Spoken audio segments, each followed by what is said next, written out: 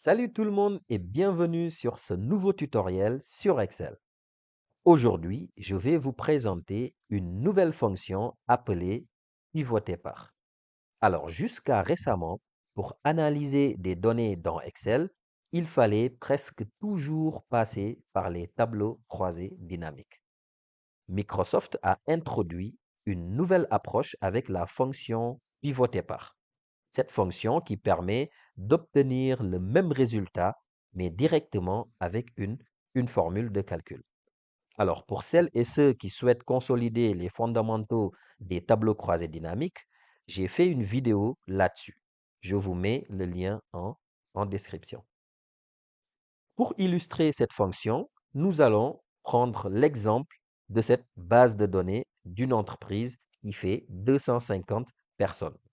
Nous avons comme colonne employé ID, nom, prénom, département, poste occupé, type de contrat, CDI, CDD, alternance, etc.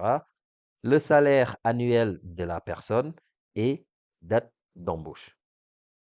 L'objectif va être d'exploiter ces informations pour analyser les données de manière dynamique.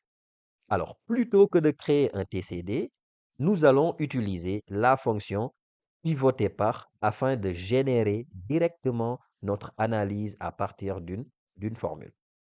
Nous allons d'abord définir les champs de ligne, ensuite les champs de colonne, puis sélectionner les valeurs à analyser et enfin choisir la fonction de calcul adaptée.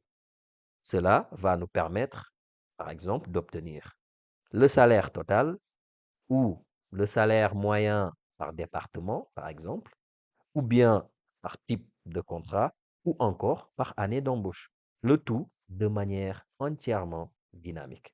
Donc, si vous êtes prêts, nous allons démarrer notre exemple. Alors, nous démarrons. Égal pivoter par.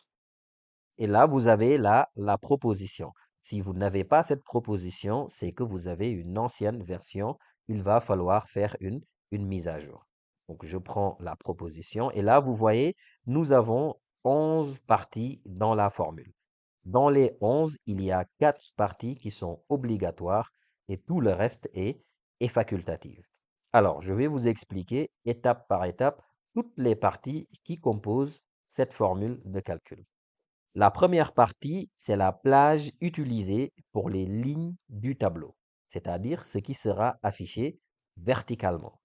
Alors, dans notre cas, nous allons prendre